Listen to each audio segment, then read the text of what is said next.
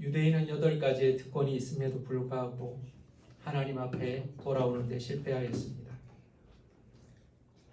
그러나 이스라엘이 하나님 앞에 돌아오지 않았다고 해서 하나님의 말씀이 실패한 것은 아니라는 것입니다.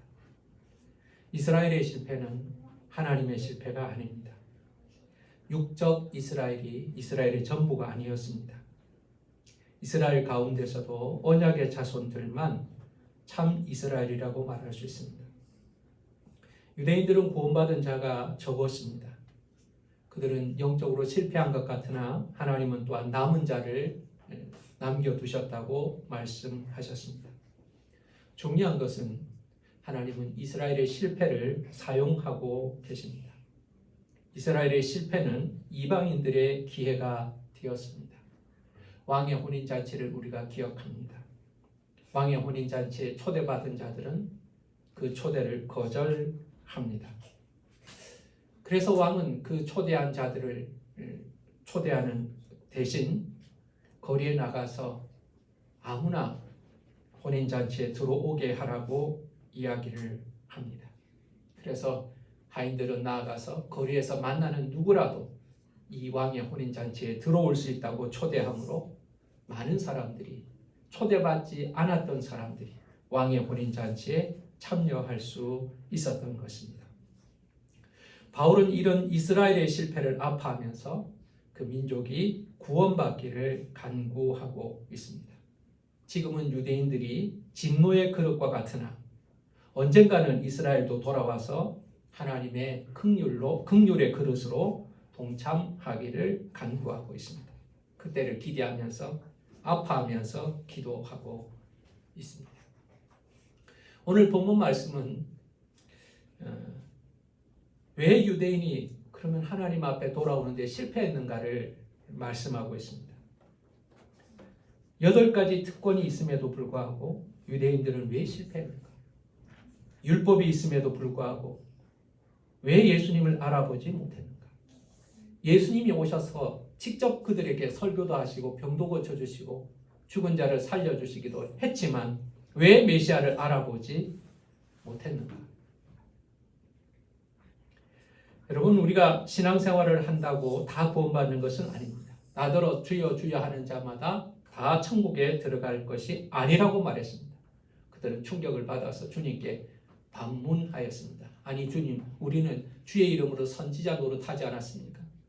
주님의 이름으로 세례를 베풀지 않았습니까? 주님의 이름으로 귀신도 쫓아냈지 않았습니까? 그런데 우리가 주님과 상관없다고요? 주님은 말씀하십니다. 내가 너희를 도무지 알지 못하노니 나에게서 떠나라고 말씀하시죠. 여러분, 그 장면은 읽을 때마다 저의 머리도 쭈뼛쭈뼛하게 하는 장면입니다. 내가 주님을 알고 내가 주님을 믿고 내가 주님을 위해서 살았다고 생각했는데 주님이 나를 모른다고 하시면 얼마나 심각한 충격이 되겠습니까? 왜 유대인은 실패했을까요?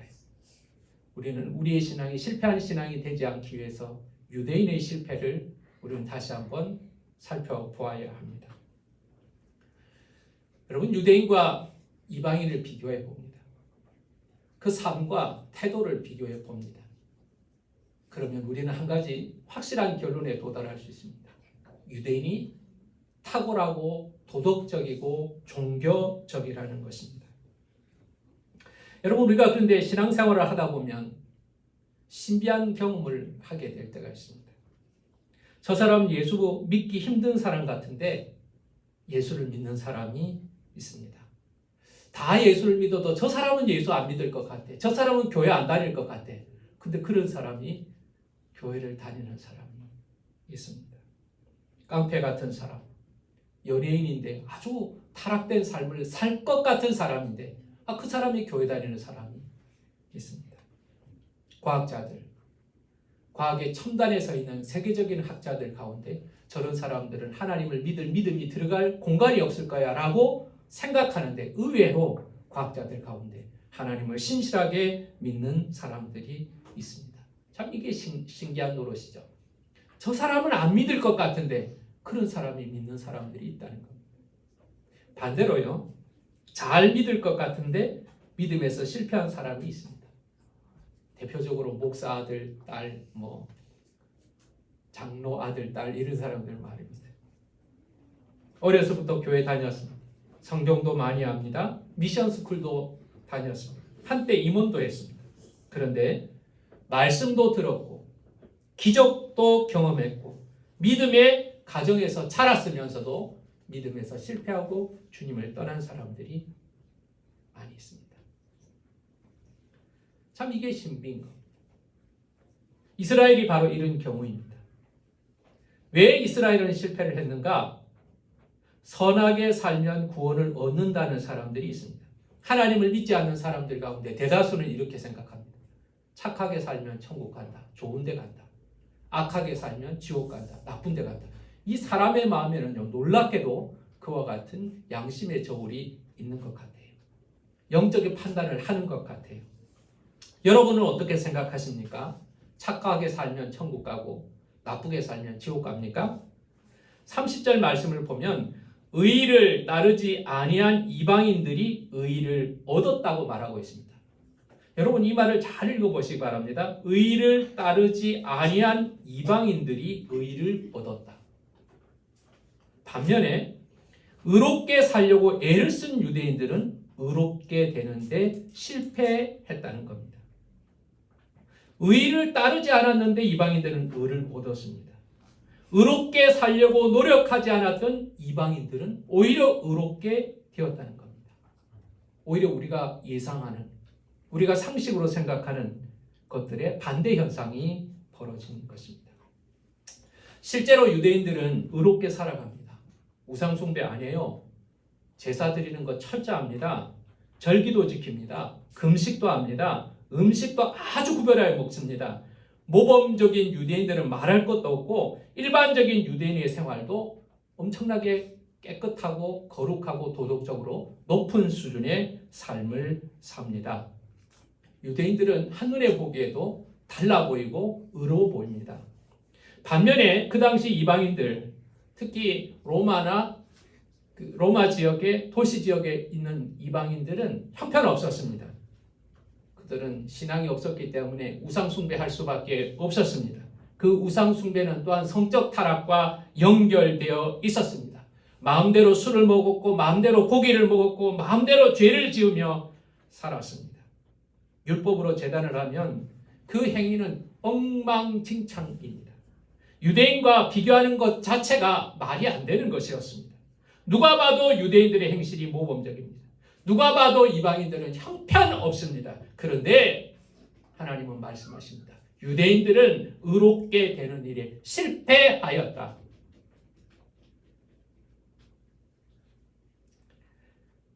이방인보다 의롭지 못해서 실패합니까?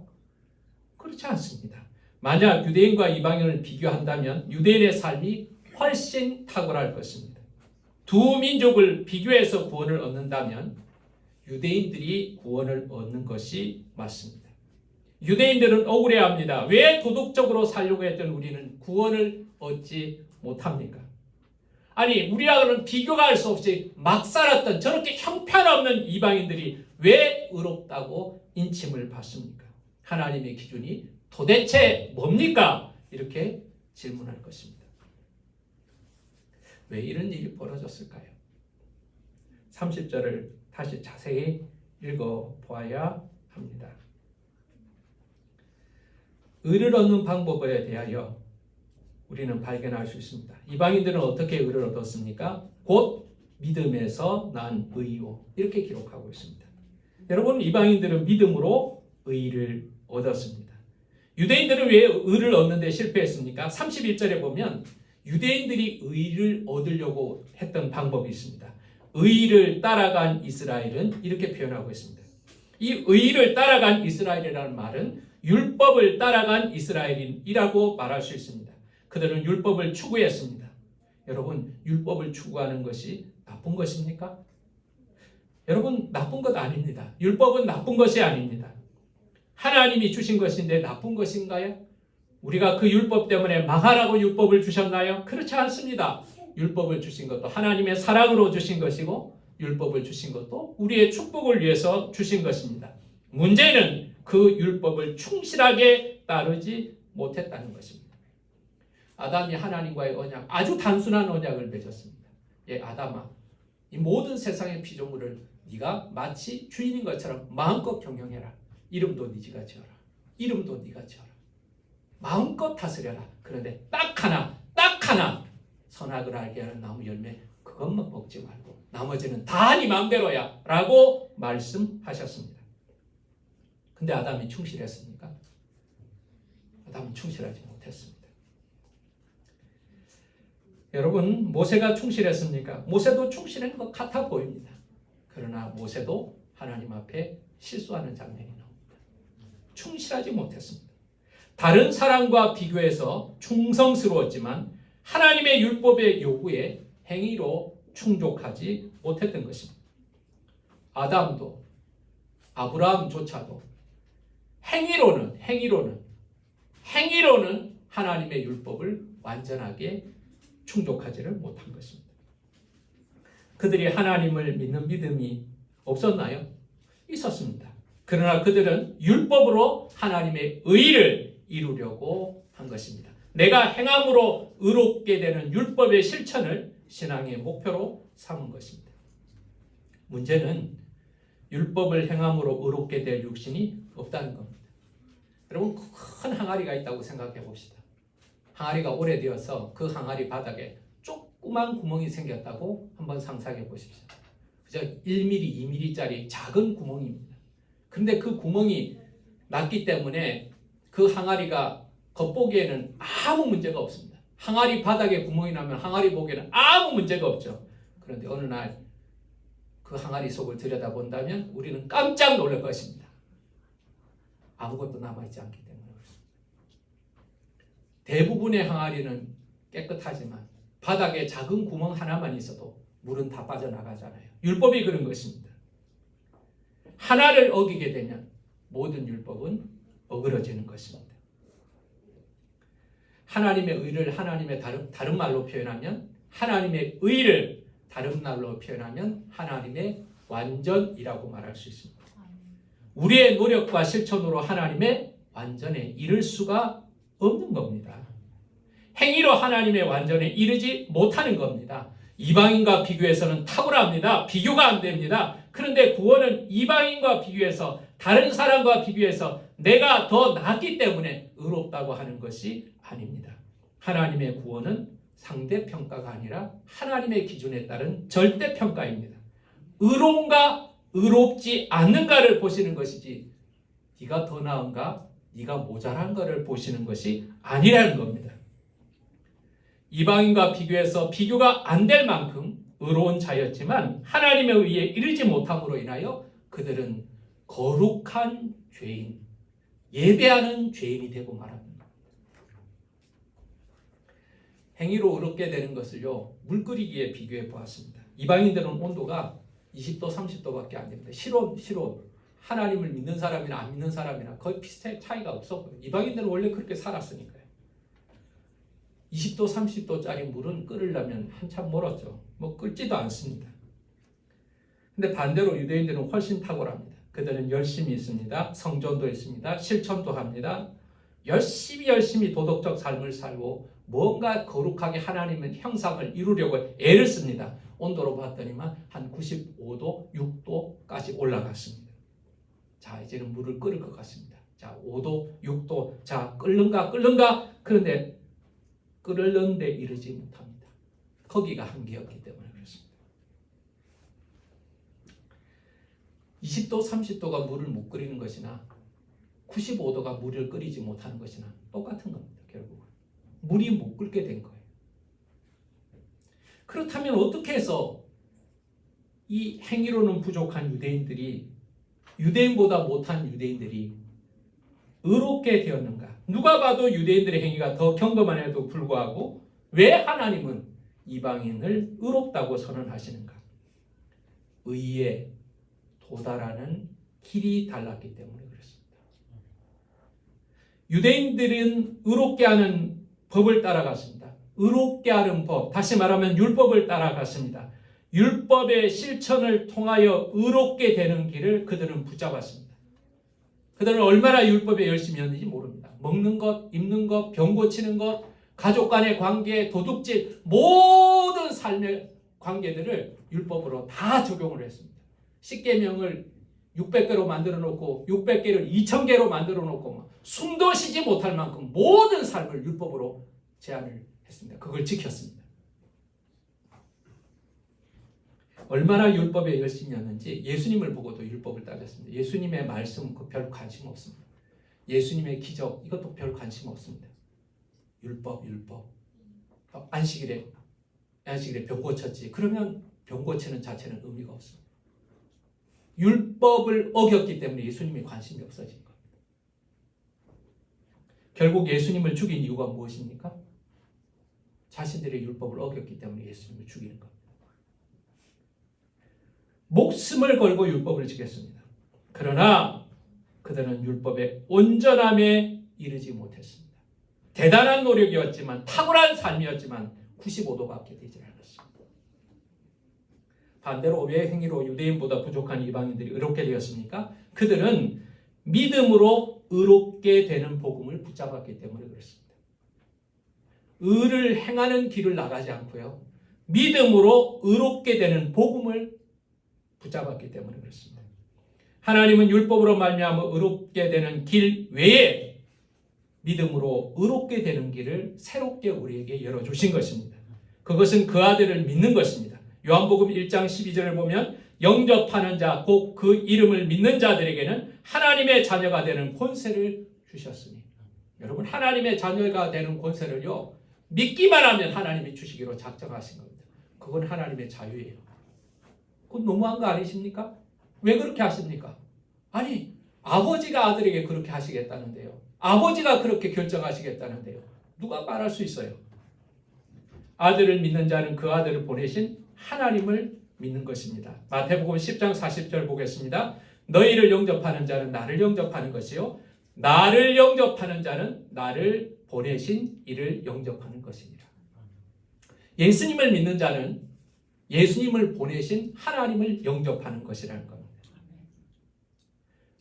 하나님은 그 아들을 믿는 믿음을 의롭다고 여기시기로 작정하셨습니다.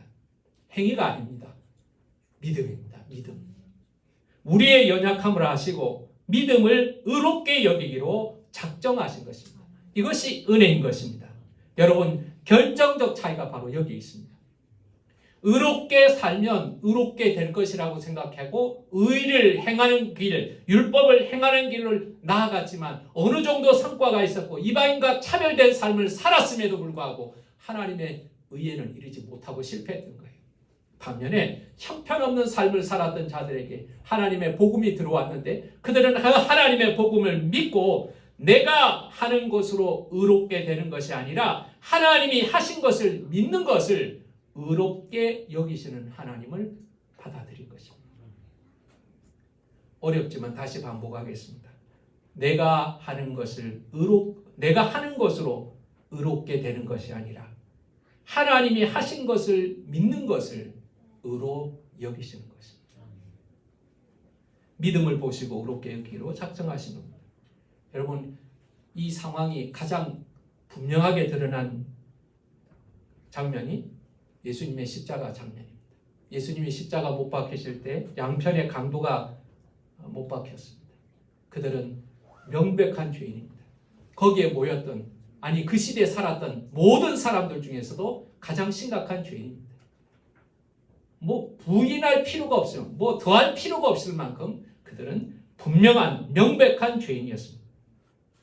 그런데요, 그 중에 한 강도에게는 아들을 믿는 믿음이 있었습니다.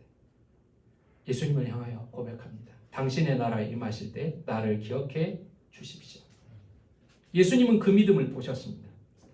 십자가에 달린 강도는 행동할 수 없습니다. 그 믿음을 보셨습니다. 오늘 내가 나와 함께 낙원에 가 있으리라. 여러분, 그렇습니다. 강도의 행위가 아닙니다.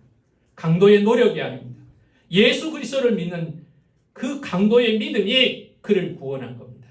믿음으로 의롭다 하심을 받은 것입니다.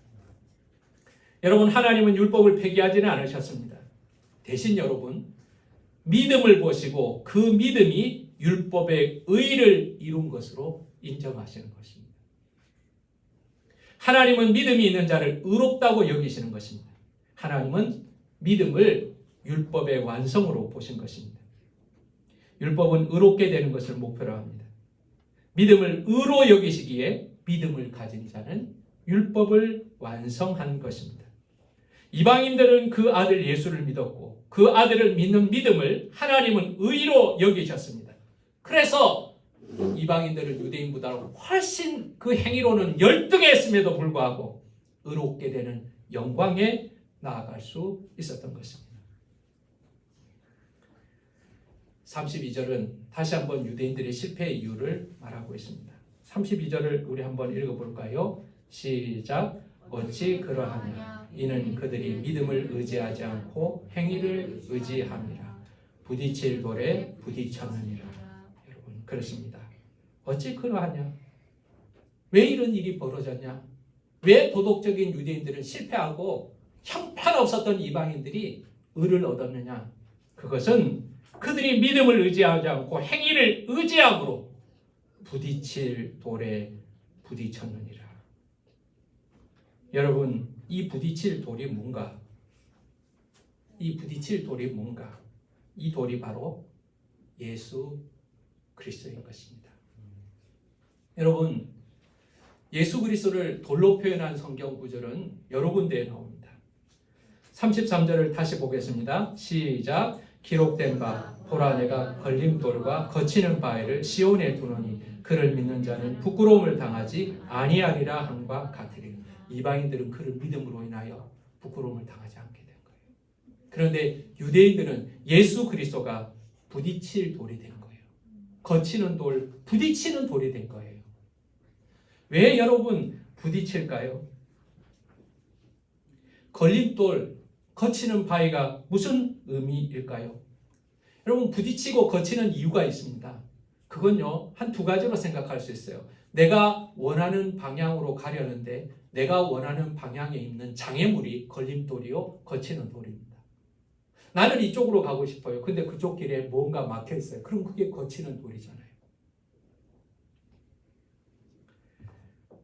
또 하나의 원인이 있습니다. 내가 눈이 멀어 있으면 거치는 돌, 넘어지는 바위가 됩니다. 여러분, 내가 딴 데를 쳐다보고 가보세요. 그럼 앞에 있는 작은 돌에도 걸려 넘어집니다. 보건사님하고 병원에 다녀오는데요, 어떤 아주머니가 막 달려가더라고요. 근데 딴 데 버스를 타야 되는지 딴 데를 쳐다보다가 그냥 넘어질 것이 없는데 그냥 걸려 넘어져 버려요. 그걸 보면서 느꼈습니다. 뭘 쳐다보고 가느냐에 따라 우리는 쉽게 넘어지는 거예요. 그들은 예수로 인하여 넘어지게 된 겁니다. 내가 가려는 길과 하나님이 가라고 하는 길이 달랐기 때문에 예수가 걸림돌이 되는 겁니다. 요나의 길과 하나님이 가라는 길이 달랐기 때문에 요나는 넘어지게 된 겁니다.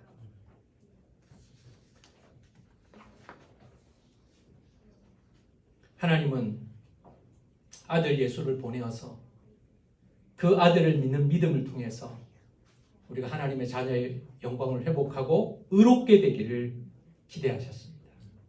그러나 유대인들은 그 하나님의 계획을 거절한 겁니다. 자신들의 행위를 자랑하고 예수 믿기를 거절하였기 때문에 그들은 넘어지게 된 것입니다. 돌을 보는 자는 넘어지지 않습니다. 눈이 다른 것을 쳐다보는 자는 넘어지게 될 것입니다. 유대인들은 그 돌을 주목하지 않았습니다. 반석이신 주님을 주목하지 않았습니다. 모퉁이 돌이신 주님을 주목하지 않았습니다.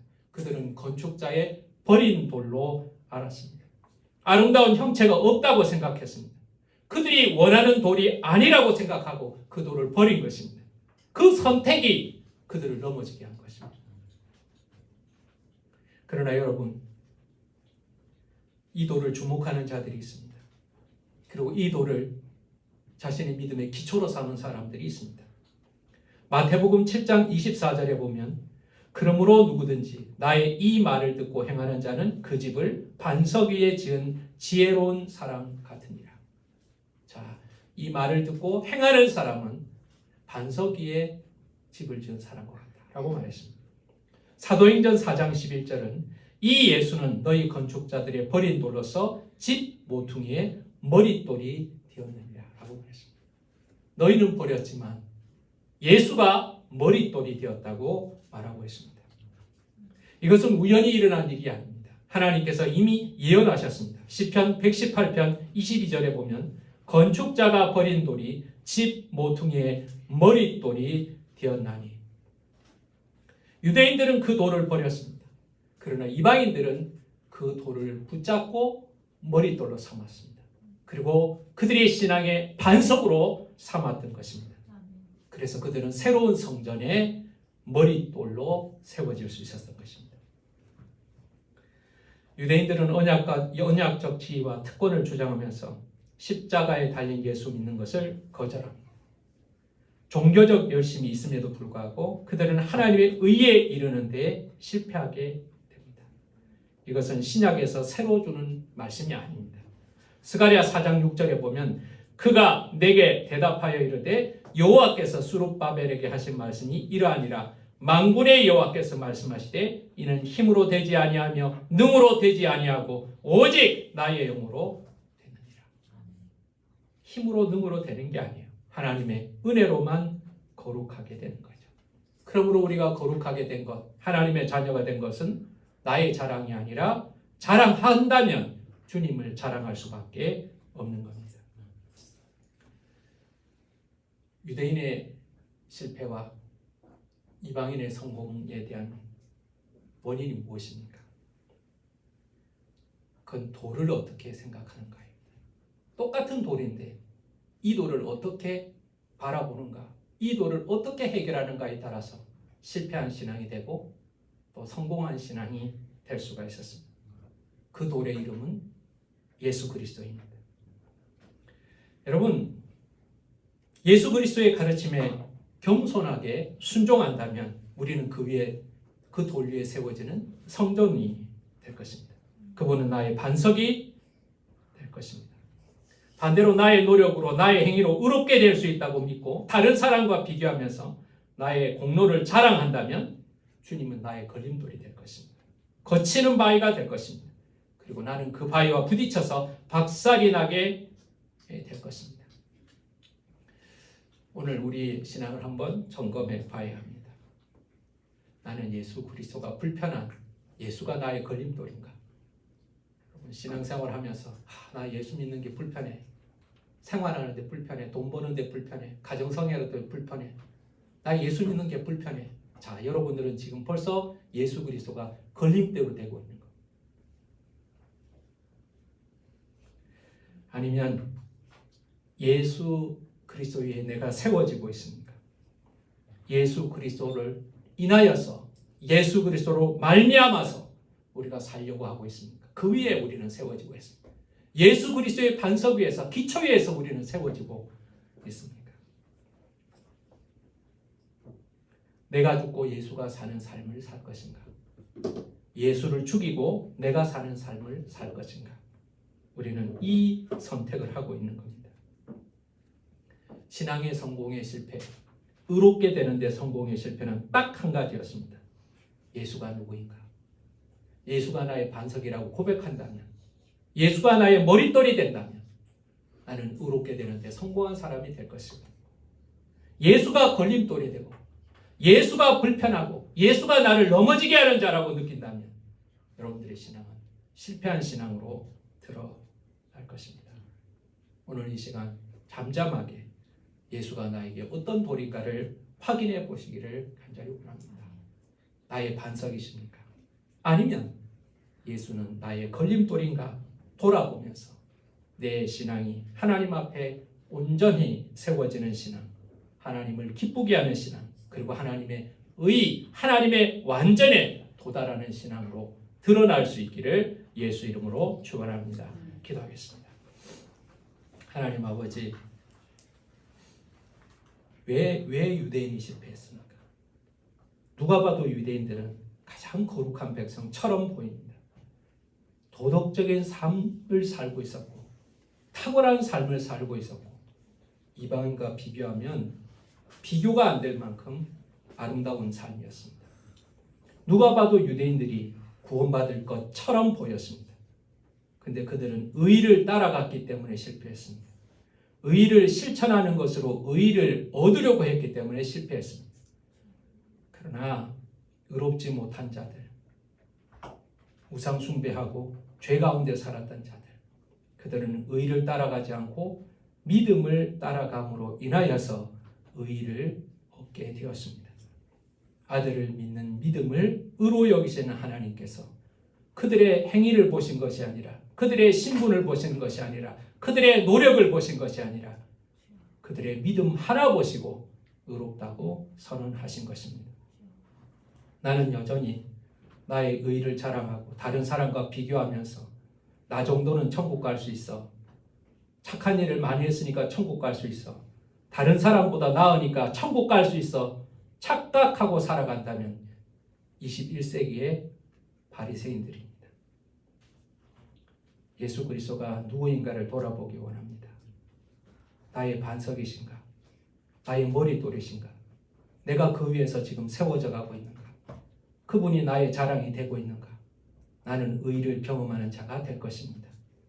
그러나 예수 그리스도가 불편하고 예수 그리스도가 나를 넘어지게 하고 예수 그리스도를 치워버리고 싶다면, 거치는 돌이 되었다면, 넘어지게 하는 돌이 되었다면 나의 신앙은 하나님의 의에 이르지 못할 것입니다. 예수가 누구인가? 반석인가? 거치는 돌인가? 오늘 이 시간 우리의 신앙을 점검하게 도와주시어서 예수 그리스도가 나의 반석이시오, 나의 머릿돌 되심을 고백할 수 있는 하나님의 의, 믿음으로 의롭게 되는 주의 백성들이 다 되게 하여 주시옵소서. 예수님의 이름으로 기도하였습니다. 아멘.